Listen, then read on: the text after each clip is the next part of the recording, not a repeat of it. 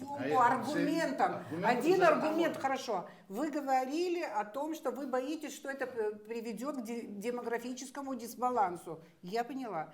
Второе, то, что вы сказали, что это может нанести ущерб бизнесу, строительному, там, туристическому и так далее. Вы это озвучили. Я попыталась без вас озвучить то, что оппозиция очень часто говорит о том, что лучшие земли могут пойти под застройку апартаментов и так далее. И я хотела, и я думала, что вы тоже хотите услышать ответ на этот вопрос. Так ли это? Потому что это беспокоит нас всех. Хорошо. Ну хорошо, давайте, что думает по этому поводу Кристина Константиновна, пожалуйста, давайте коротко, потому что мы сидим долго и у нас еще много вопросов, поэтому, пожалуйста, коротко, Кристина.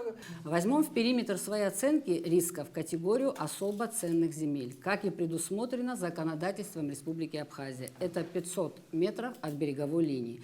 Длина береговой линии составляет порядка 214 километров. Соответственно, речь в целом сейчас об особо ценных землях это 10 700 гектаров. Надо учитывать, что на данный момент у нас практически все города и районы расположены в основном в береговой линии.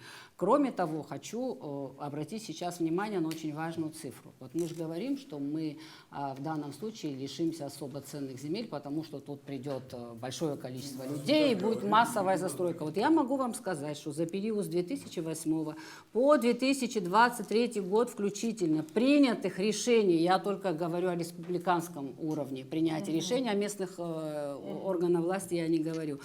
Принято решение о выделении участков под строительство и размещение объектов курортно-туристической деятельности составляет 310 гектаров.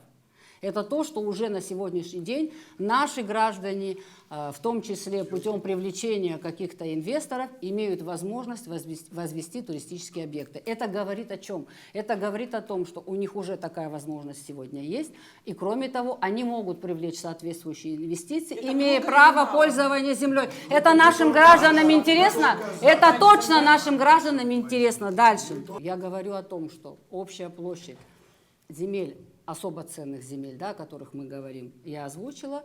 В данной ситуации речь идет о 300 гектаров. Поэтому о том, что речь идет о потере особо ценных земель и об отсутствии доступа наших граждан и нашему бизнесу строить аналогичные объекты, речь не идет. Более того, здесь речь не идет о том, что мы разрешаем это строить одним инвесторам и не разрешаем строить это нашим людям.